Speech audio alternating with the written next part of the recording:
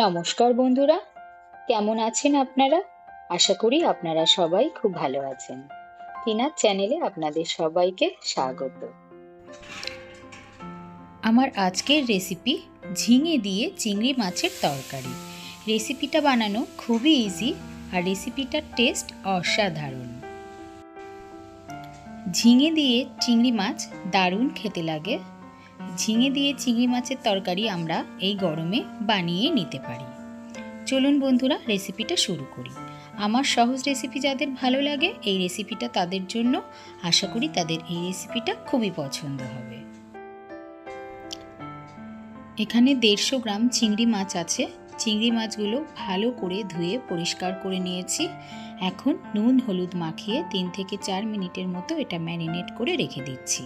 আর এই সময় ঝিঙে আর আলু কেটে নিচ্ছি আর ঝিঙে আলুর মশলাটাও করে নিচ্ছি। দেখুন বন্ধুরা, আমি এখানে 3টে ঝিঙে আর 2টো মিডিয়াম সাইজের আলু কেটে নিয়েছি। আলুগুলো চৌকো করে কেটেছি আর ঝিঙেগুলো এরকম লম্বা লম্বা করে কেটে নিয়েছি। আর আমি এখানে 2টো মিডিয়াম সাইজের পেঁয়াজ বেটে নিয়েছি আর 1 থেকে 1.5 ইঞ্চির মতো আদা বেটে নিয়েছি। আর নিয়েছি 2টো তেজপাতা আর 2টো শুকনো লঙ্কা আর 3 থেকে 4 চামচ টক দই নিয়েছি। আমি এখানে বড় চামচের 3 থেকে 4 চামচ টক দই নিয়েছি। এখন গ্যাসে কড়াই বসিয়েছি। কড়াই গরম হয়ে গেলে 3 থেকে 4 টেবিল চামচ সর্ষের তেল দিয়ে দিচ্ছি।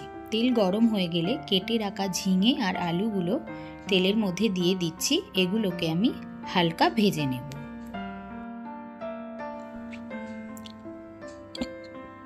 এখন এর মধ্যে 1 টিস্পুন নুন আর 1 টিস্পুন হলুদ দিয়ে দিচ্ছি। দিয়ে এগুলো ভেজে নিচ্ছি। এগুলো বেশি ভাজার দরকার নেই। এগুলো আমি 3 থেকে 4 মিনিটের মতো নাড়াচাড়া করে নিচ্ছি। করে এগুলোকে তুলে নেব। ঝিঙে আর আলু তুলে নিয়েছি। যেহেতু ঝিঙে দিয়ে জল বেরোয়, তাই কড়াটা ভালো করে ধুয়ে আবারও গ্যাসে বসিয়ে দিয়েছি। তার মধ্যে অল্প তেল দিয়ে দিয়েছি। এখন নুন হলুদ মাখিয়ে রাখা চিংড়ি মাছগুলো ভেজে নেব। চিংড়ি মাছ বেশি ভাজার দরকার হয় না, হালকা ভেজেই তুলে নেব। চিংড়ি মাছ ভেজে নেওয়া হয়ে গেছে। এখন এগুলোকে একটা বোলের মধ্যে তুলে নিচ্ছি। এখন ওই তেলের মধ্যে আরও 1 থেকে 2 টেবিল চামচ তেল নিয়ে নিলাম। আমি এই রান্নাটা সর্ষের তেলেই করছি। এখন এর মধ্যে দিয়ে দিচ্ছি 1 টিস্পুন গোটা জিরে, 2টো শুকনো লঙ্কা আর 2টো তেজপাতা দিয়ে এই শুকনো ফোড়নগুলো একটু নাড়াচাড়া করে নিচ্ছি, যতক্ষণ না এগুলো দিয়ে একটা সুন্দর ভাজা গন্ধ বেরোয়। এগুলো দিয়ে একটা সুন্দর গন্ধ বের হতে শুরু করেছে। এখন এর মধ্যে যে পেঁয়াজ বেটে রেখেছিলাম, সেই পেঁয়াজ বাটা আর রসুন বাটা দিয়ে দিচ্ছি। আর এর মধ্যে একটা বড় সাইজের টমেটো ছোট টুকরো করে কেটে রেখেছিলাম, সেটাও দিয়ে দিচ্ছি। দিয়ে এই সব কিছু ভালো করে একসাথে কষিয়ে নিচ্ছি। এখন এর মধ্যে দিয়ে দিচ্ছি 1 টিস্পুন জিরের গুঁড়ো আর 1 টিস্পুন লাল লঙ্কার গুঁড়ো আর দিচ্ছি পরিমাণ মতো নুন। আমি ঝিঙে আর আলু ভাজার সময়ও নুন দিয়ে নিয়েছিলাম, তাই আপনারা আপনাদের পরিমাণ বুঝে নুন দিয়ে দেবেন। আর দিচ্ছি 1 টিস্পুন হলুদ।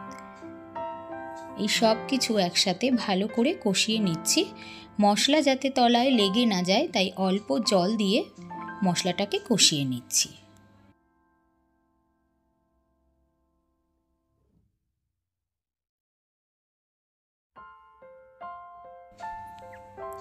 দেখুন বন্ধুরা, মশলা দিয়ে তেল ছাড়তে শুরু করে দিয়েছে। এখন এর মধ্যে আমি যে 3 থেকে 4 চামচ টক দই নিয়েছিলাম, সেটা এর মধ্যে দিয়ে দিচ্ছি। আমি দইটাকে ভালো করে ফেটিয়ে রেখে দিয়েছিলাম। এখন এই সব কিছু আবারও 2 থেকে 3 মিনিটের মতো ভালো করে কষিয়ে নিচ্ছি।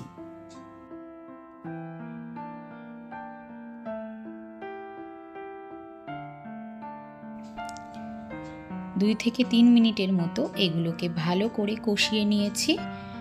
এখন ভেজে রাখা ঝিঙে আর আলুগুলোকে এর মধ্যে দিয়ে দিচ্ছি।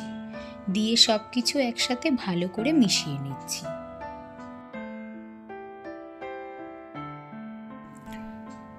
এখন গ্যাসের ফ্লেম একদমই লোতে রেখে এটাকে আমি 2 থেকে 3 মিনিটের মতো কভার করে দিচ্ছি। 2 থেকে 3 মিনিট পর কভার ওপেন করে নেব আর এর মধ্যে ভেজে রাখা চিংড়ি মাছগুলোকে দিয়ে দেব। দিয়ে আবারও সব কিছু একসাথে ভালো করে মিশিয়ে নিচ্ছি। এখন এর মধ্যে দিয়ে দেব 1 টিস্পুন চিনি, দিয়ে ভালো করে মিশিয়ে নেব। আপনারা মিষ্টি খেতে না চাইলে এটা স্কিপ করে যেতে পারেন। এই রেসিপিটা একটু মিষ্টি মিষ্টি ভালো লাগে। এখন এর মধ্যে উষ্ণ গরম জল দিয়ে দিচ্ছি। আমি এটা গা মাখা মাখা করব, তাই পরিমাণ বুঝে জল দিয়েছি। আপনারাও আপনাদের পরিমাণ বুঝে জল দেবেন, যেমন গ্রেভি রাখবেন। এখন গ্যাসের ফ্লেম লোতে রেখে আমি এটা 4 থেকে 5 মিনিটের মতো কভার করে দিচ্ছি।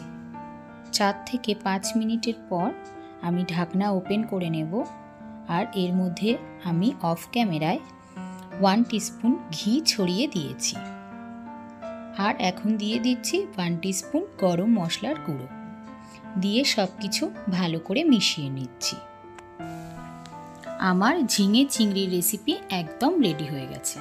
এখন 1 থেকে 2 মিনিটের মতো গ্যাসের ফ্লেম বন্ধ করে স্ট্যান্ডিং পয়েন্টে রেখে দেব। তারপর নামিয়ে নেব। গরম গরম ভাত, রুটি, পরোটা সব কিছুর সাথেই সার্ভ করা যাবে। রেসিপিটা যদি ভালো লাগে তাহলে প্লিজ একটা লাইক দেবেন। আর রেসিপিটা যদি ভালো লাগে আপনারা অবশ্যই একবার এইভাবে রেসিপিটা বানিয়ে দেখতে পারেন। আর কেমন লাগলো আমাকে কমেন্ট করে জানাতে একেবারেই ভুলবেন না।